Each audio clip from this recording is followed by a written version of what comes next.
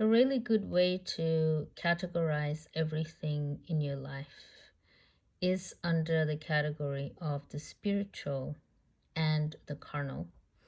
So if you're able to categorize your entire life, everything you like, everything you aspire after, everything that you do in your life, generally, even the things that you possess materially, physically, all of those can be categorized under spiritual and carnal. So I use this as a guide, or the spiritual and carnal can be used as a guide. So say if you are new to the spiritual journey and you don't know what's spiritual and what's not, you can categorize your life. And whatever you are concerned about, you can either see if that thing has spiritual traits or if that thing has more carnal traits, and in that way you can do your purification. So this is a really good way. The spiritual and carnal system is a very good way to map your life and see what you need to eliminate.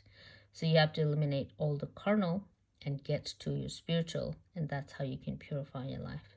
So over here it says, for the spirit is willing, but the flesh is weak. So Yeshua, Son of God, Jesus Christ, said this. It is written in the book of Matthew. You can Google this and study it.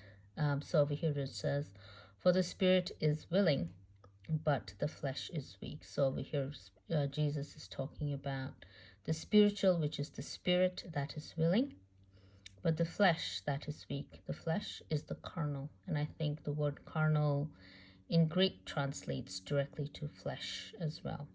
So carnal is flesh, carnal is of this world. It's all the worldly pleasures, everything we aspire to, all the material stuff, houses, cars, status, family, children, all of that comes under the fleshly, worldly system.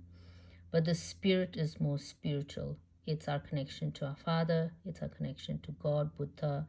It's knowing the scriptures. Instead of going into this worldly school system, we need to go into a spiritual world system, for example, to be part of our spiritual world. Otherwise, if we learn in the carnal world system, which is our education system here, if we learn in the carnal system, we are carnal beings. And we do not understand spirituality. We mock spirituality. We are confused about spirituality. We think spirituality is uncool because everyone is educated in the carnal system, in this worldly system. And what does your carnal education give you? Your carnal education gives you more of the pleasure-based needs, like you want a car, you want a house, you want luxury, you want nice clothing. So the carnal education takes you more into the carnal worldly lifestyle. Whereas if you go into your spiritual education, you will be connected more to Son of God, you'll be connected to Father, Buddha, Sunyata, Prajna Paramita, and that's what you need. So the spiritual education and knowledge is what you need to go to heaven, to rapture and go to heaven. So with your carnal education, you are constantly being recycled in this worldly system, in this samsara duality, good and bad, right and wrong. So you have to get to the sunyata zero if you want to come out or exit this carnal system. So you need the spiritual education. So the spirit is willing. Like humans, they want to do good. They want to be kind. They want to be happy. They want to be healthy. They want to do good. But the flesh is weak. They have a lot of fear in them, and they aspire towards the worldly lifestyle. They want nice fashion. They want a nice house. They want nice status. They want a handsome husband, a beautiful wife. They want talented children. So the flesh is weak because you're always inspired towards more of a carnal lifestyle. Though you want to be spiritual, you are not able to be spiritual because there are so many distractions in the carnal world that will push you and aspire you more towards a carnal lifestyle. So everything can be categorized under spiritual and carnal. So this your whole life should be categorized under spiritual and carnal. So you're able to map what you consist of more, or how to get rid of the carnal, and how to identify the spiritual in your life, and you can grow that. The spiritual depends on God, while the carnal depend on worldly pleasures. So the spiritual people We depend on God. We depend on the Son of God. We depend on the God, Creator, Buddha. We depend on their teaching, their learning, what they are saying, what they are telling us to do, how they're guiding us. We depend on that for everything, including our food and shelter. We depend on God. With the carnal, they live with fear, they live under fear, and they have to go out and work. And if they don't go to work, they don't eat, because they are not from the God system. They are from the system of Satan, devil. So if you don't work extra hard in the devil system, you don't eat. So you have to work very hard for basic things, for food, shelter, clothing. You have to work really hard in the Satan system, and that's your carnal world. So you cannot get spiritual education, or you do not have time for your spiritual learning, because you're working extra hard for the most basic things, food, shelter, and clothing, that God gives for free. This whole earth God made for free. God can't give you a house, some clothing and food. But if you're not aligned to your spiritual self, and if you are not doing your spiritual study, then you will be you will be part of that carnal world, that Satan will make you work really hard for food, shelter, and clothing, and you have no spiritual knowledge at all. So in that context, in the carnal worldly system, you work for Satan, devil. You work for Satan, shaitan, shaitan. You work for him. You do not get any spiritual knowledge, and he will only aspire to achieving more in terms of what you possess materially. Like if you have a house, Satan will inspire to get a bigger house. If you have a car, Satan will inspire to get a nicer car. If you have clothing, Satan will inspire you to get designer clothing, for example. So Satan will always make you work hard for food, shelter, and clothing, and you will just be recycled within that world, and you cannot escape that samsaric existence. And you can only escape that samsaric existence, you working for food, shelter, and clothing, if you align to God and learn spirituality. Then you will realize you do not need 80% of the things that you work so hard for. Spiritual is emptiness, sunyata. Carnal is form and flesh. So spiritual is emptiness, sunyata. So if you understand sunyata, if you are able to disconnect from this form world, understand everything in the form world is only a mirage, it's only illusion. This world, this form-based world, is a moon reflected on water, as described by Lord Buddha. It's only a reflection, it's not the real thing. It's only a moon reflected on water, it's not the real moon. That's what this form world is. So when you realize that, that's your emptiness realization, when you see this world as a mirage. But the carnal see the form world as tangible. They see the form world as real. So they chase after the form-based things, the foods, the clothing, uh, entertainment, friendship, sex. So they chase after that beauty, form, hair, makeup, fragrance, diamonds, jewels, golds.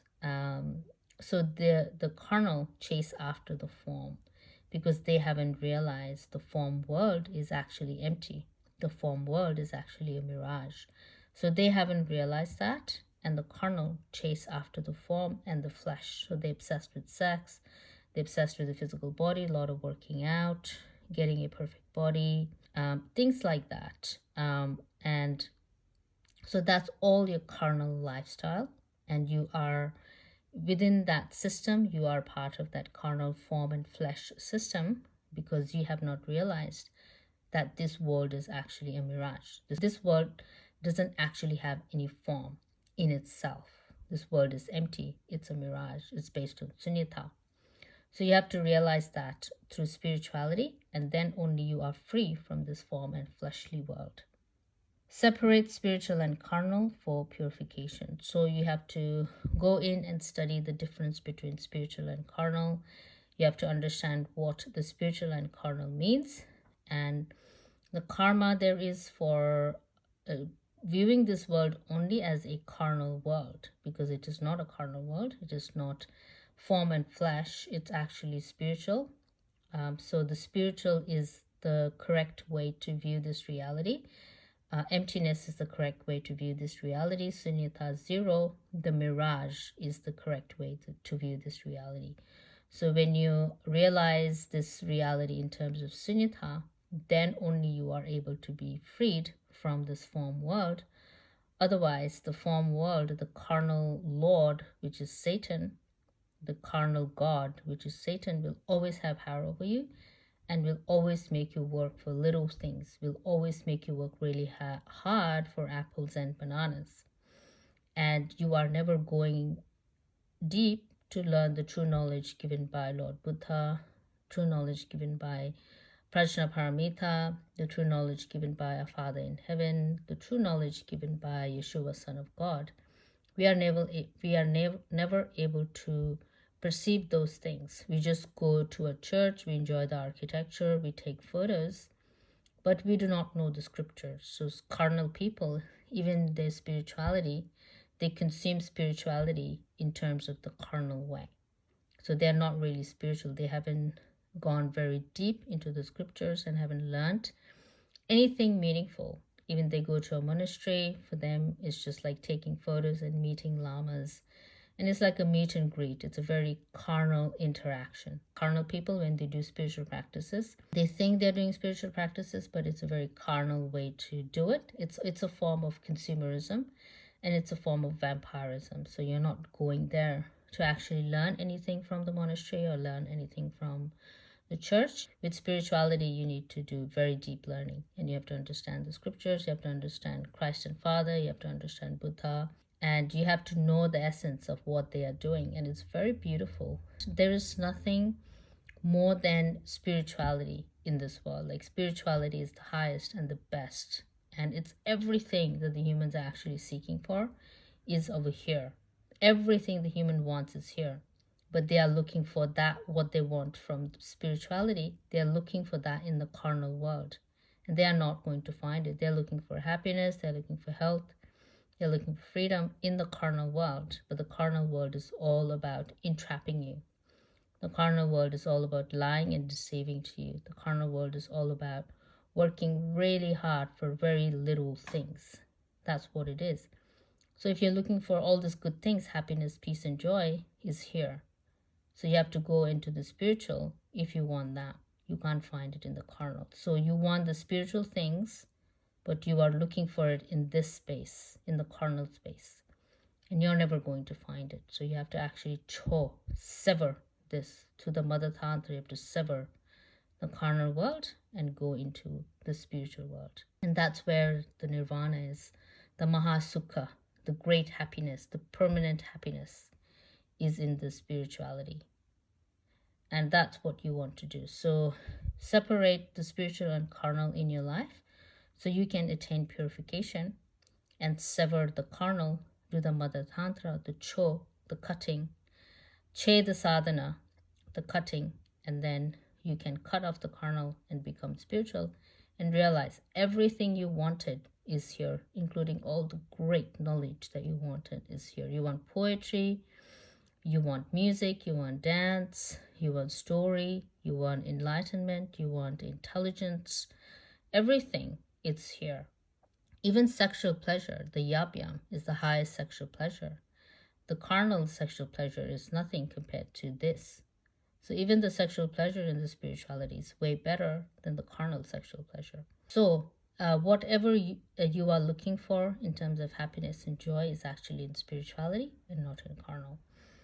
So the carnal is very limited and the spirituality is unlimited, is infinite, because it abides in sunyata, it abides in emptiness, it abides in zero.